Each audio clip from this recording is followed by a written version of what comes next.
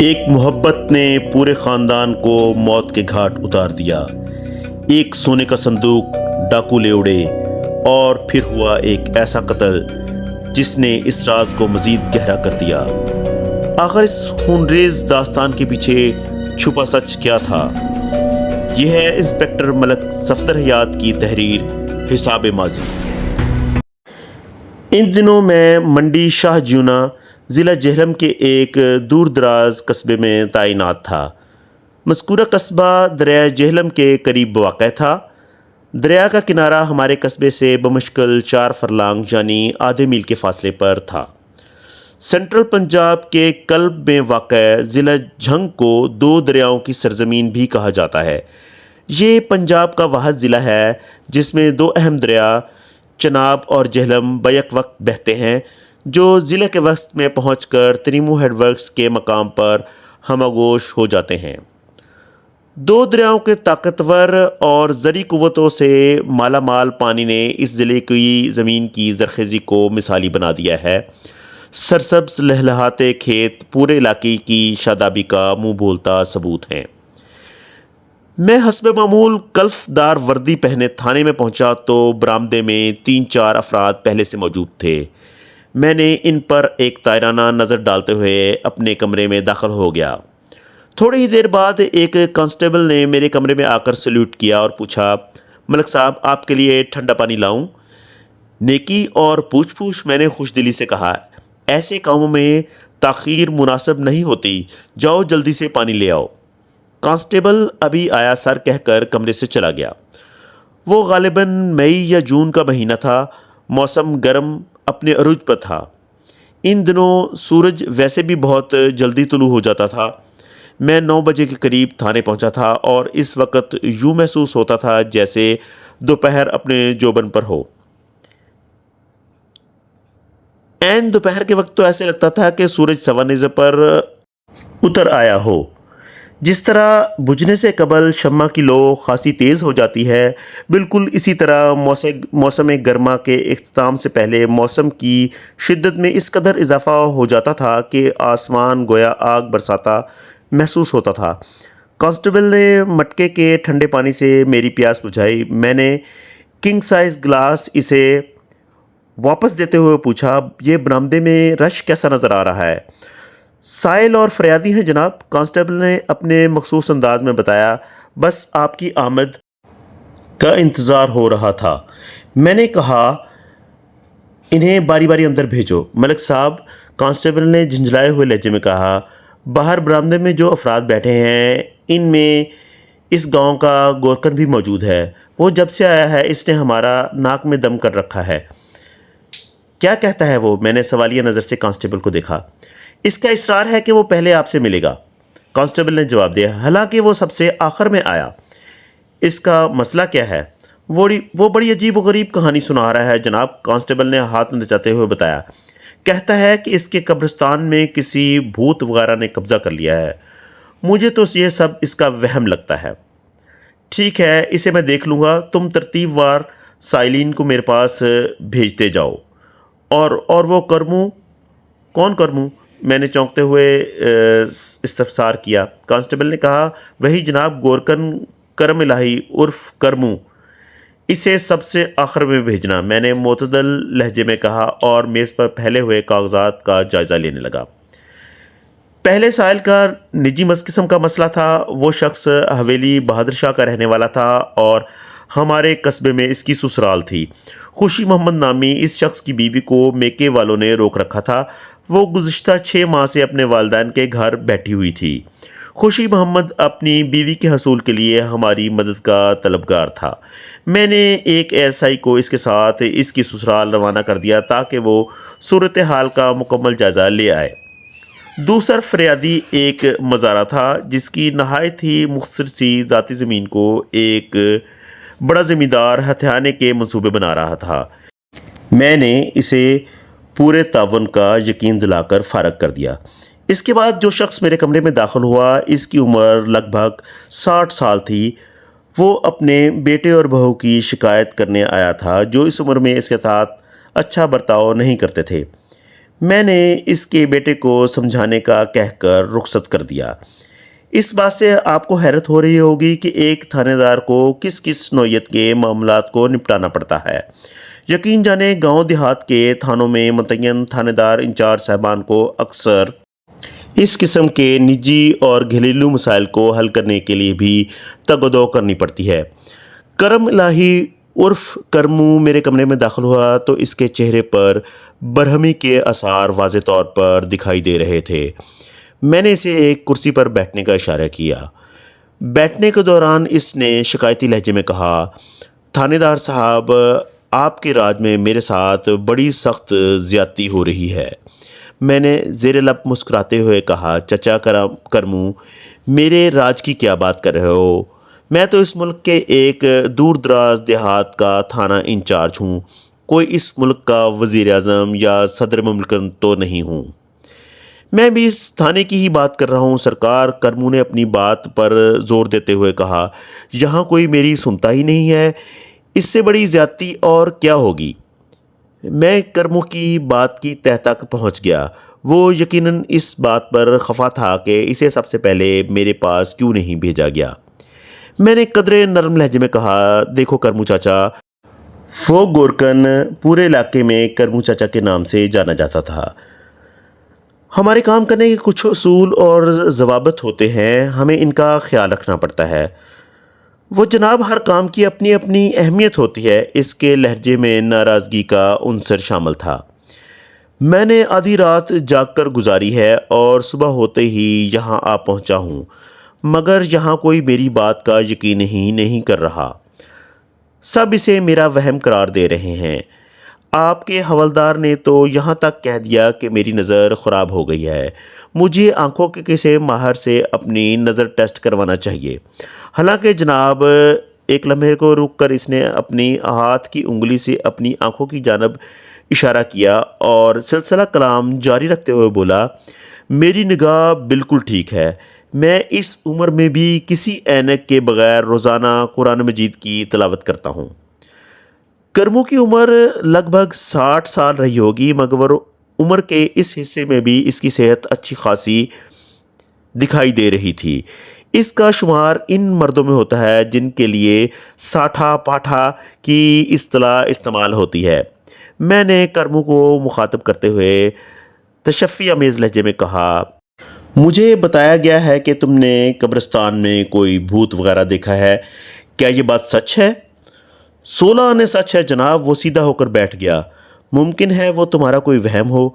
وہ اپنی ران پر ہاتھ مارتے ہوئے بولا، آپ کے تھانے کا عملہ بھی اسے میرا وہم قرار دے رہا ہے، لیکن رب دی سوں کھا کر کہتا ہوں، میں کسی وہم شہم میں ہرگز مبتلا نہیں ہوں۔ میں نے خود اپنی ان آنکھوں سے دیکھا ہے۔ اس نے اپنی آنکھوں کو چھوتے ہوئے کہا، تم نے اس بھوت کو کہاں دیکھا ہے؟ قبرستان کے مشرقی حصے میں، کرمو نے یقین سے بتایا۔ وہ جس طرف دریا ہے اس سمت میں۔ یہ کس وقت کی بات ہے؟ میں نے پوچھا۔ تقریباً آدھی رات کی بات ہے۔ تم آدھی رات کو قبرستان میں کیا کر رہے تھے؟ وہ جناب، میں تو رہتا ہی قبرستان میں ہوں۔ وہ گڑبڑاتے ہوئے لہجے میں بولا، میری رہائش ادھر ہی ہے سرکار۔ میں نے کہا، مجھے ہر بات معلوم ہے کہ تمہاری رہائش قبرستان کے اندر ہی ہے، لیکن تمہارے رہائشی کمرے تو قبرستان کے مغربی حصے میں بنے ہوئے ہیں، جبکہ تم اپنی بیوی لطیفہ اور اکلوتی بیٹی سغرا عرف سگی کے ساتھ رہتے ہو۔ ایک لمحہ توقف کے بعد میں نے اضافہ کیا، تم آدھی رات کو قبرستان کے مشرقی حصے میں کیا کر رہے تھے؟ تو آپ میرے اور میرے گھر کے بارے میں اتنا کچھ جانتے ہیں تھانے دار صاحب؟ کرمو نے متعجب نظروں سے مجھے دیکھتے ہوئے کہا، حالانکہ آپ کو اس علاقے میں آئے ہوئے زیادہ عرصہ بھی نہیں ہوا۔ میں نے کہا، دائی سے پیٹ، ڈاکٹر سے مرض اور وکیل سے جرم اور تھانے دار سے علاقے کے حالات و واقعات زیادہ دیر تک پوشیدہ نہیں رہ سکتے۔ یہ میرے پیشے کا تقاضا ہے کہ اپنے تھانے کی حدود میں بسنے والوں سے پوری واقفیت رکھوں۔ اس میں زیادہ حیران ہونے کی ضرورت نہیں ہے۔ وہ بولا، تھانے دار صاحب، آپ تو بہت پہنچے ہوئے تھانے دار ہیں۔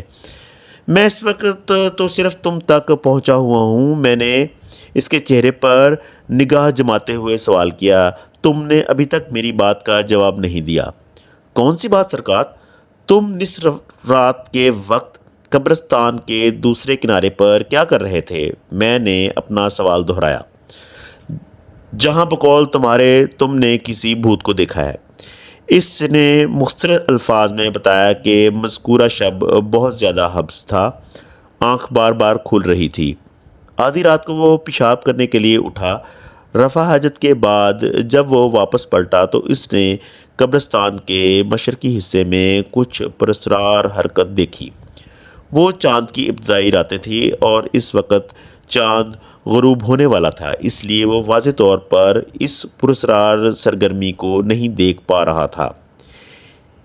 اس کے اندر تجسس پوری طرح بیدار ہو چکا تھا، چنانچہ وہ صورتحال کی وضاحت کے لیے قبرستان کے مشرقی حصے کی جانب بڑھنے لگا۔ ابھی وہ اپنے مطلوبہ مقام سے خاصے فاصلے پر تھا کہ اس نے ایک سایہ سا دیکھا جو کبھی زمین پر بیٹھ جاتا اور کبھی اٹھ کر کھڑا ہو جاتا۔ کبھی کبھار وہ لمحات کے لیے نیچے رکوع کے بل جھک بھی جاتا تھا۔ پہلے کرمو کے ذہن میں یہ خیال آیا کہ شاید کوئی شخص کسی قبر کو کھولنے کی کوشش کر رہا تھا، لیکن دوسرے ہی لمحے اسے اپنے اس خیال کی تردید کرنا پڑی، کیونکہ وہ سایہ قبرستان کے جس حصے میں سرگرم عمل تھا، قبروں کا سلسلہ ابھی وہاں تک دراز نہیں ہوا تھا۔ وہ بالکل سادہ زمین تھی جہاں چھوٹی جھاڑیوں اور گھاس اگی ہوئی تھی۔ کرمو کو بزدل یا ڈرپوک قسم کا انسان نہیں تھا، تاہم اس وقت وہ خالی ہاتھ تھا۔ احتیاط کا تقاضا یہ تھا کہ وہ آگے بڑھنے سے پہلے اپنی حفاظت کا انتظام ضرور کرے۔ اس خیال کے ساتھ ہی وہ اپنے کمرے کی جانب بڑھا جہاں اس کی بیوی اور بیٹی محو خواب تھیں۔ اس نے ایک تیز دھار کلہاڑی اٹھائی اور دبائے قدموں قبرستان کے مشرقی حصے کی جانب بڑھنے لگا، لیکن اس وقت تک وہ تماشا ختم ہو چکا تھا۔ اب وہاں نہ کوئی سایہ تھا اور نہ ہی کچھ اور۔ کرمو محتاط قدموں سے چلتے ہوئے عین اس مقام پر پہنچ گیا جہاں تھوڑی دیر پہلے اس نے کچھ پراسرار سرگرمی دیکھی تھی، مگر اب وہاں کچھ نہیں تھا۔ اس نے احتیاطاً چاروں طرف تھوڑی دور جا کر ادھر ادھر کا جائزہ لیا، لیکن اسے کچھ دکھائی نہیں دیا۔ تھک ہار کر وہ واپس آ گیا۔ اس نے چارپائی پر لیٹ کر سونے کی کوشش کی، مگر اس مقصد میں اسے کامیابی حاصل نہ ہوئی۔ جیسے ہی صبح کا اجالا کھلا وہ دوبارہ اس مقام پر پہنچ گیا جہاں آدھی رات کو کسی پراسرار شے نے اٹھک بیٹھک کی تھی۔ وہاں پہنچ کے اسے حیرت کا ایک شدید جھٹکا لگا۔ مذکورہ مقام پر زمین کھدی ہوئی تھی، تقریباً 4 انچ گہرائی تک نیم دائرے کی شکل میں زمین کو کھودا گیا تھا۔ دائرے کا قطر لگ بھگ 10 فٹ کا تھا۔ کرمو کے خیال کے مطابق وہ تمام کارروائی کسی بھوت کا کارنامہ ہی ہو سکتی تھی، اور اس کارنامے کو ہم تک پہنچانے کے لیے وہ اس وقت میرے سامنے بیٹھا تھا۔ اس کی کتھا سننے کے بعد میں نے کہا، کرمو، کھودی ہوئی زمین کو دیکھ کر تم نے یہ اندازہ کیسے لگایا کہ وہ کام کسی بھوت کا ہو سکتا ہے؟ جناب، کسی انسان کو کیا پڑی تھی اس طرح آدھی رات کو وہ زمین کھودنے کی؟ اس نے الٹا مجھ سے سوال کر دیا۔ اور کسی بھوت کو کیا پڑی تھی؟ میں نے تیز لہجے میں پوچھا۔ ہو سکتا ہے۔ کرمو بات کو ادھورا چھوڑ کر سراسیمہ نظر سے مجھے دیکھتے لگا۔ کیا ہو سکتا ہے؟ وہ باقاعدہ خوفزدہ نظر آنے لگا۔ جناب، میرے ذہن میں ایک بات آ رہی ہے، وہ سہمے ہوئے لہجے میں بولا۔ کرمو، میں پوری طرح اس کی طرف متوجہ ہو گیا۔ اس نے کہا، ہو سکتا ہے کسی بھوت کا انتقال ہو گیا ہو اور وہاں اس کے لیے قبر کھودی جا رہی ہو۔ ہم بھوتوں کے وجود سے انکار تو نہیں کر سکتے۔ اپنی بات ختم کر کے وہ تائید طلب نظروں سے مجھے دیکھنے لگا۔ میں نے مضبوط لہجے میں کہا، میں اس قسم کے توہمات میں نہیں پڑتا۔ یقیناً تمہاری آنکھوں کو دھوکا ہوا ہے۔ وہ زمین کسی اور مقصد کے لیے کسی نے کھودی ہوگی۔ آپ اسے میرا وہم سمجھیں یا اور کچھ، وہ 2 ٹوک لہجے میں بولا، لیکن مجھے یقین ہے کہ یہ کسی بھوت کی ہی کارستانی ہے۔ ایک لمحے کے توقف سے اس نے اضافہ کیا، اور میں پورے وثوق سے کہہ سکتا ہوں کہ آج رات پھر پچھلی رات والی کہانی کو دہرایا جائے گا۔ تمہارا مطلب ہے مزید کھدائی ہوگی؟ یقیناً جناب، وہ مضبوط لہجے میں بولا۔ میں نے سن رکھا ہے کہ بعض بھوت خاصے بھاری جثے کے مالک ہوتے ہیں۔ ممکن ہے مرنے والے بھوت گرانڈیل ہو، اس لیے اس کے لیے 10 فٹ کی قبر تیار کی جا رہی ہے۔ میں نے گرہ لگائی، اور یقیناً وہ بھوت گول مٹول بھی ہوگا، ورنہ اس کی تدفین کے لیے نیم دائرہوی قبر نہ کھودی جاتی۔ میرا مطلب ہے قبر جو کھودی جا رہی ہے وہ۔ کرمو نے میرے تبصرے پر برا سا منہ بنایا اور شکایتی لہجے میں کہا، آپ کو میری بات کا یقین نہیں آیا، اس لیے آپ میرا مذاق اڑا رہے ہیں۔ میں نے کہا، میں تمہارا مذاق نہیں اڑا رہا کرمو چاچا، لیکن یہ حقیقت ہے کہ تمہاری بات کو میرے ذہن نے قبول نہیں کیا۔ آپ چل کر وقوع دیکھ لیں جناب۔ وقوع؟ میرا مطلب ہے وہ جگہ جہاں زمین کو کھودا گیا ہے، کرمو نے وضاحت آمیز لہجے میں کہا۔ اس جگہ کو دیکھ کر آپ کو میری بات کا یقین آ جائے گا۔ یقیناً مجھے یقین آ جائے گا کہ وہاں کسی بھوت کی عنقریب تدفین ہونے والی ہے، میں نے طنزیہ لہجے میں کہا۔ بالکل بالکل، اس نے سر کو اثباتی جنبش دیتے ہوئے کہا۔ کرمو پوری طرح اس وہم میں مبتلا ہو چکا تھا کہ قبرستان میں جو کھدائی ہوئی تھی اس میں بھوتوں کا یقینی ہاتھ تھا۔ مجھے اس کی بات سے اندازہ ہوا کہ اگر میں اس کے وہم کو ختم کرنے کی کوشش کروں گا تو وہ کوشش رائیگاں ہی جائے گی، لہٰذا میں نے ایسی کسی صحیح سے باز رہتے ہوئے اسے ادھر ادھر کی باتیں شروع کر دیں تاکہ اس سلسلے میں اگر کام کی کوئی بات موجود ہو تو وہ سامنے آ جائے۔ میں نے کرم الہی عرف کرمو سے پوچھا، چاچا تم کتنے عرصے سے اس قبرستان میں ہو؟ جناب میں تو آنکھ ہی اس قبرستان میں کھولی ہے، کرمو نے جواب دیا۔ مجھ سے پہلے میرا باپ یہاں گورکن تھا، کیا میں پاکستان سے پہلے ہی اس کا انتقال ہو گیا؟ اس وقت میری شادی ہو چکی تھی۔ تمہاری ماں اور بہن بھائی؟ ماں میرے باپ کی وفات کے فوراً بعد 1 ماہ کے اندر اندر چل بسی تھی، کرمو نے بتایا۔ بہن بھائی کوئی نہیں تھا، میں اپنے والدین کی اکلوتی اولاد ہوں۔ جس طرح سگی تمہاری اکلوتی بیٹی ہے؟ وہ نفی میں سر ہلاتے ہوئے بولا، نہیں جناب، سگی تو دوسری طرح اکلوتی ہے۔ او چچا، یہ دوسری طرح اکلوتی کیا ہوتا ہے؟ وہ سمجھانے والے انداز میں بولا، تھانے دار صاحب، میری ماں نے صرف ایک ہی اولاد کو جنم دیا تھا، یعنی میں۔ نہ کوئی مجھ سے پہلے اور نہ ہی کوئی بعد میں پیدا ہوا، جبکہ سغرا کی ماں یعنی میری بیوی لطیفہ نے پورے 6 بچوں کو جنم دیا۔ سغرا اور سگی سے پہلے ہمارے 5 بچے فوت ہو گئے تھے، 3 لڑکے اور 2 لڑکیاں۔ سگی کے بعد پھر کوئی بچہ پیدا نہیں ہوا۔ اب تو وہ بھلی مانس بھی 16 سال کی ہو چکی ہے۔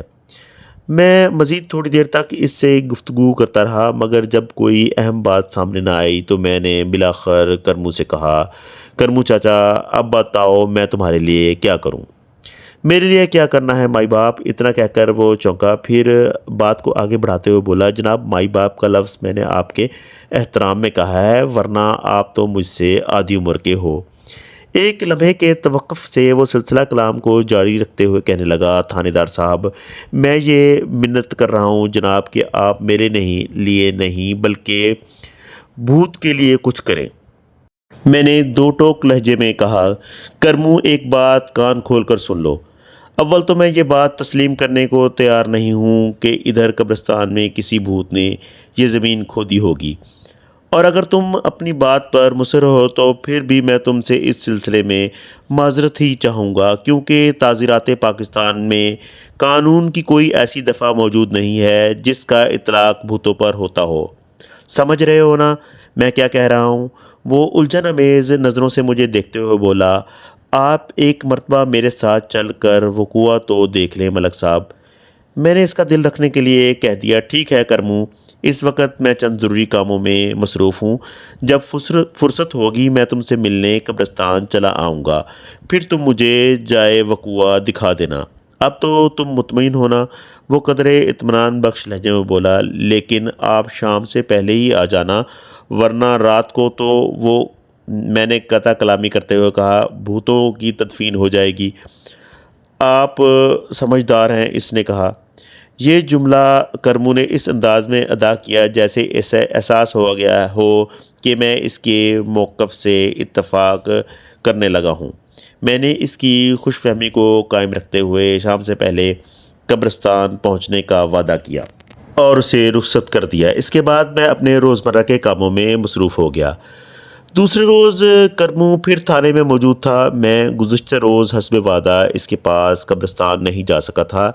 اس کی ایک وجہ تو یہ تھی کہ میں وہاں جانے کے لیے سرے سے سنجیدہ ہی نہیں تھا۔ دوسرا، وہ دن میں نے سخت مصروفیت میں گزارا تھا۔ کرمو کے رخصت ہوتے ہی ASI حویلی بہادر شاہ کے سنگ خوشی محمد نامی شخص کے سسر سائل کو پکڑ لایا، جو گزشتہ 6 ماہ سے اپنی بیٹی کو گھر بٹھائے ہوئے تھا۔ ان کا تنازع اتنا بڑھ گیا تھا کہ سہ پہر ہو گئی۔ بہرحال میرے سمجھانے بجھانے پر وہ اپنی بیٹی کو خوشی محمد کے ساتھ بھیجنے پر آمادہ ہو گئے تھے۔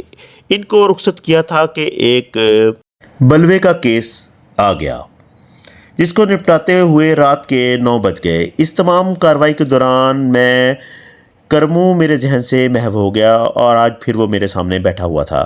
جناب، آپ نے میری بات کا یقین نہیں کیا تھا، وہ شکایتی آمیز ناراضگی سے بولا۔ اب معاملہ بہت آگے بڑھ گیا ہے۔ کیوں، کیا ہوا؟ میں نے استفسار کیا۔ کرمو نے بتایا، بھوت آج رات پھر آیا تھا۔ کیا کہہ رہے ہو چاچا؟ میں سچ کہہ رہا ہوں۔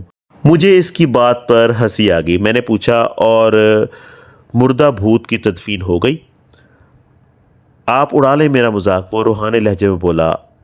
آپ آخر کب تک میری بات کا اعتبار نہیں کریں گے؟ مجھے یقین ہے ایک آدھ دن میں تدفین ہو جائے گی۔ میں سیدھا ہو کر بیٹھ گیا اور سنجیدہ لہجے میں پوچھا، تو گزشتہ رات کیا ہوا؟ بھوت نے مزید کھدائی کی ہے۔ مزید کھدائی؟ بے ساختہ میرے منہ سے نکلا۔ یقین نہیں آ رہا تو چل کر دیکھ لیں، کرمو نے التجا امیز لہجے میں کہا۔ جتنی گہرائی تک پہلے کھدائی کی تھی اب اس میں اضافہ ہو چکا ہے۔ میرا خیال میں کم از کم گہرائی 8 انچ تو ہو چکی ہوگی۔ بھوت نے وہ کھدائی تمہارے سامنے کی تھی؟ میں نے پوچھا۔ نہیں، وہ نفی میں سر ہلاتے ہوئے بولا۔ میں رات کو کافی دیر تک بھوت کا انتظار کرتا رہا تھا۔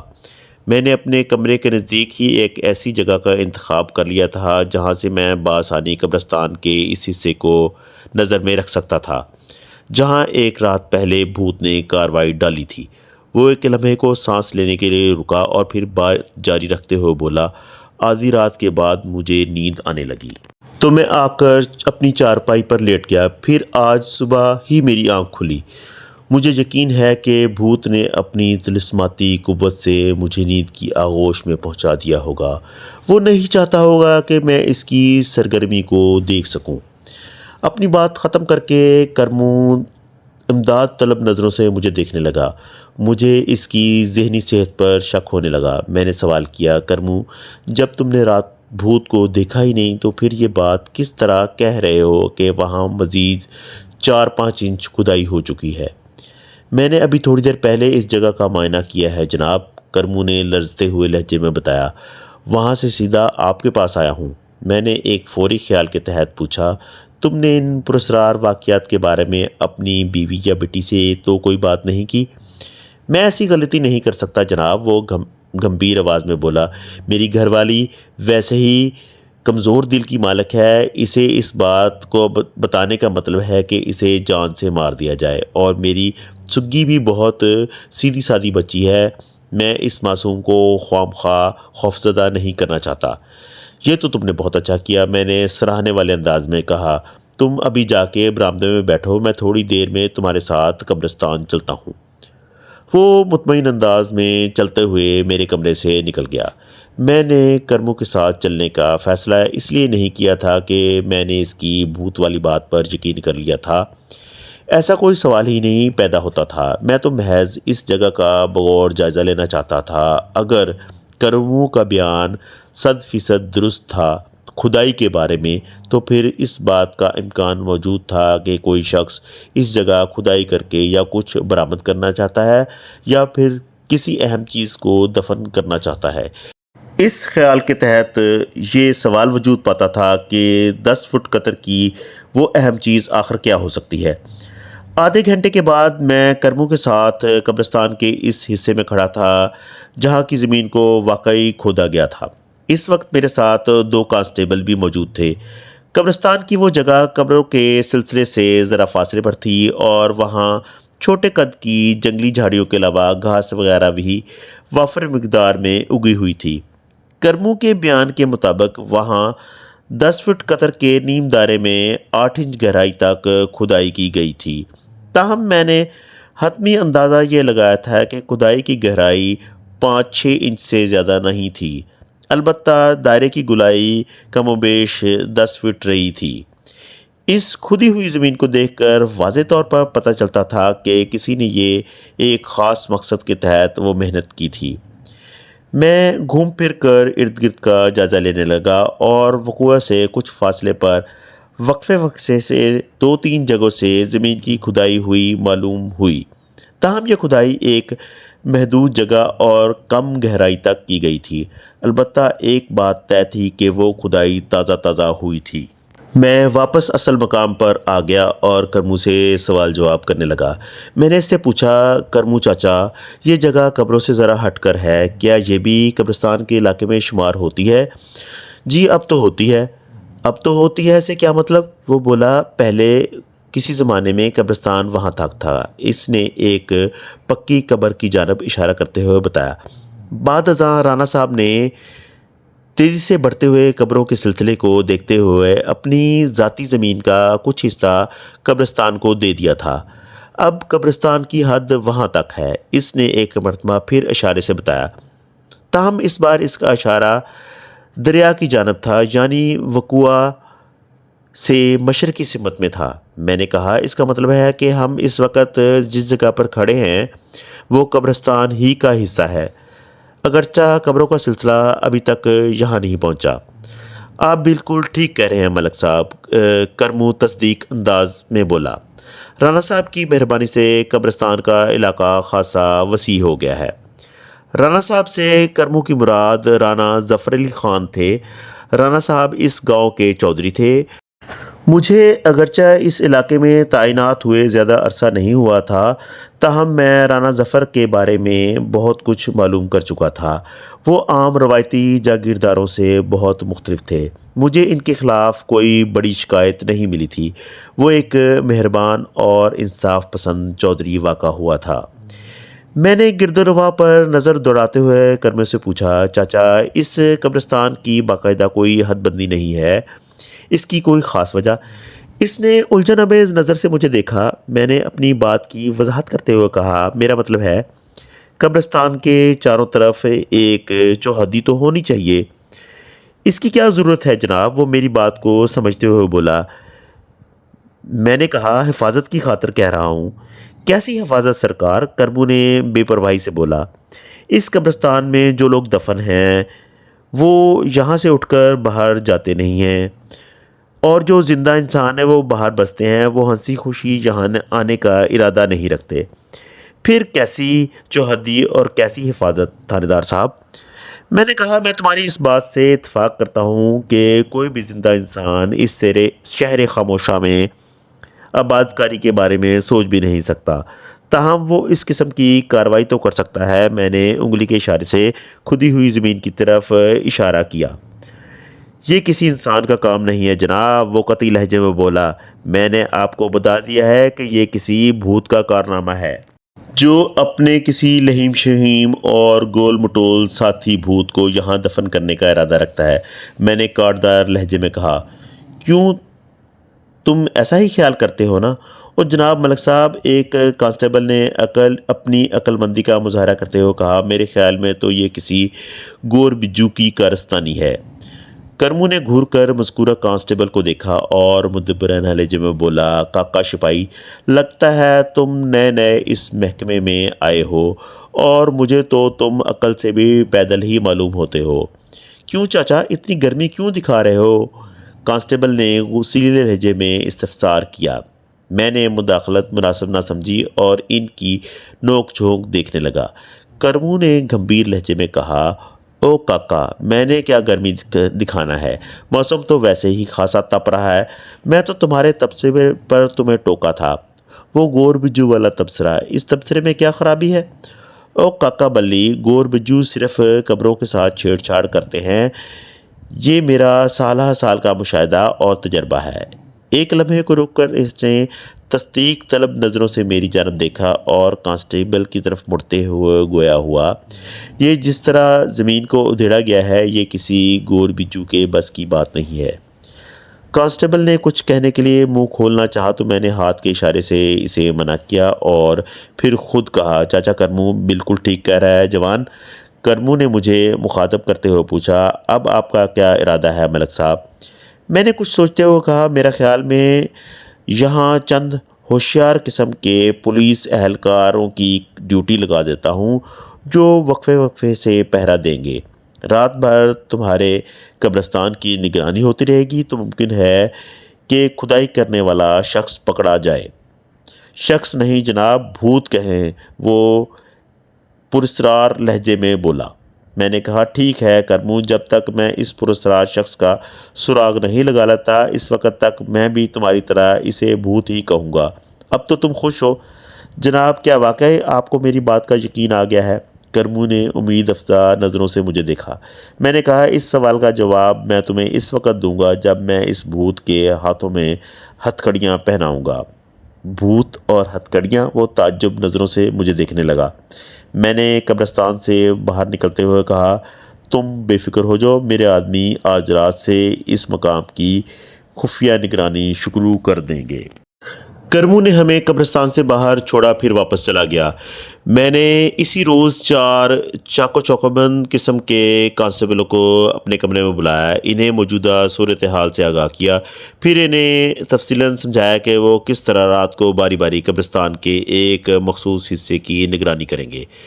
پوری بات سننے کے بعد ایک کانسٹیبل نے کہا، سر جی آپ کو یقین ہے نا یہ کوئی بھوت شوت کا چکر نہیں ہے؟ اس کے لہجے میں پوشیدہ خوف کو میں نے محسوس کر لیا۔ میں نے مسکورہ کانسٹیبل کی آنکھوں میں دیکھتے ہوئے کہا، اسلم اب تم اس مشن میں شامل نہیں ہو۔ ملک صاحب میں نے تو اپنی معلومات کے لیے میں نے وضاحت کرنا چاہی لیکن میں نے ہاتھ کے اشارے سے اسے مزید بولنے سے منع کر دیا۔ پھر کانسٹیبل بہادر علی کی جانب دیکھتے ہوئے کہا، بہادر علی تم اس مختصر سی پارٹی کے لیڈر ہو گے، اسلم کی جگہ تم جسے چاہو اپنے گروپ میں شامل کر لو، میں تمہیں اس کا پورا اختیار دیتا ہوں۔ مجھے رزلٹ چاہیے، بہت جلد کوئی نتیجہ برآمد ہونا چاہیے، میری بات سمجھ رہے ہو نا؟ یس سر، بہادر علی نے پر اعتماد لہجے میں کہا۔ ٹھیک ہے اب تم جا سکتے ہو، میں نے تحکمانہ انداز میں کہا۔ نگرانی کا کام آج رات ہی سے شروع ہو جانا چاہیے۔ بہادر علی نے مجھے سلوٹ مارتے ہوئے کہا، اوکے سر۔ میں نے اسلم نامی کانسٹیبل کو مخاطب کرتے ہوئے کہا، تمہارے جیسے بزدل افراد پولیس ڈپارٹمنٹ میں نہیں چل سکتے، بہتر ہوگا کہ چوڑیاں پہن کر گھر میں بیٹھ جاؤ۔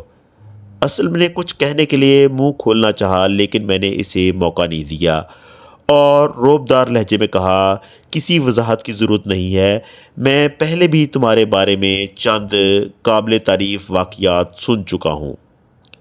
اس کا منہ لٹک گیا۔ میں نے اسے وہاں سے جانے کا حکم سنایا، وہ یس سر کہتے ہوئے میرے کمرے سے نکل گیا۔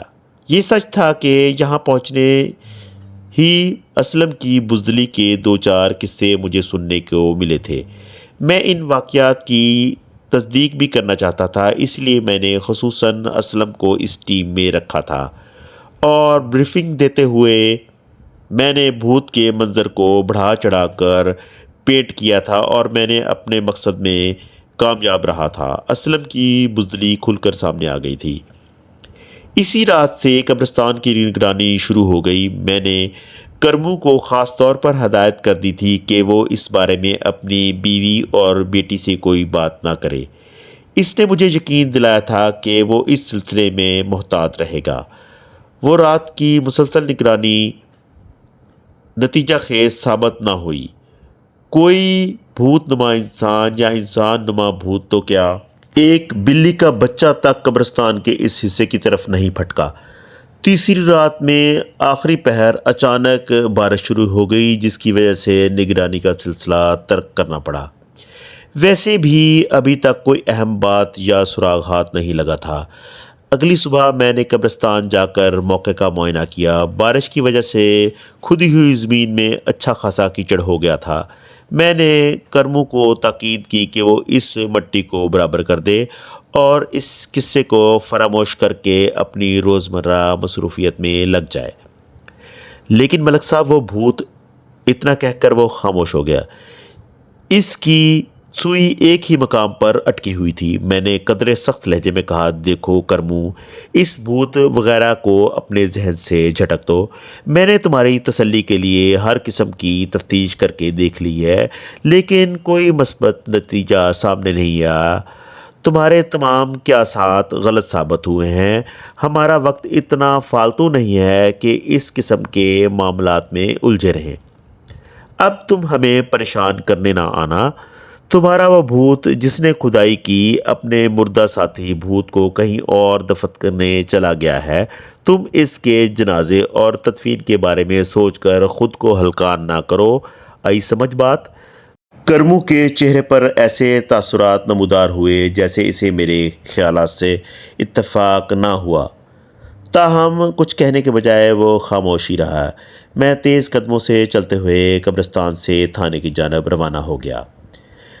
3 روز بعد ایک عجیب واقعہ سامنے آیا۔ میں تھانے آ کر اپنی سیٹ پر بیٹھا ہی تھا کہ کرمو آ دھمکا۔ وہ خاصا حواس باختہ دکھائی دیتا تھا اور اس کا سانس پھولا ہوا تھا اور چہرے پر خوف و ہراس نے ڈیرا جما رکھا تھا۔ میرے کمرے میں پہنچتے ہی اس نے گھبرائی ہوئی آواز میں کہا، ملک صاحب غضب ہو گیا۔ میں پوری طرح اس کی جانب متوجہ ہو گیا اور پوچھا، اب کیا ہوا کرمو چاچا؟ آپ نے میری بات کا یقین نہیں کیا تھا نا جناب؟ وہ رو دینے والے انداز میں گویا ہوا۔ آخر وہی ہوا جس کا مجھے اندیشہ تھا۔ بھوت اپنا کام کر گیا ملک صاحب۔ بہت برا ہوا سرکار۔ بات ختم کر کے وہ اضطراری انداز میں گردن ہلانے لگا۔ میں نے سنجیدہ لہجے میں دریافت کیا، کیا تم یہ کہنا چاہتے ہو کہ بھوت نے اپنے ساتھی بھوت کی تدفین کر دی؟ وہ نفی میں گردن جھٹکتے ہوئے بولا، بھوت کی تدفین کو چھوڑیں جناب، اب تو ایک انسان کی تدفین کا بندوبست کرنا ہوگا۔ مجھے پورا یقین ہے کہ یہ اسی نامراد بھوت کا کارنامہ ہے جس نے قبرستان میں کھدائی کی تھی۔ اسے ہماری تفتیش پسند نہیں آئی اور انتقاماً اس نے ایک انسان کی جان لے لی۔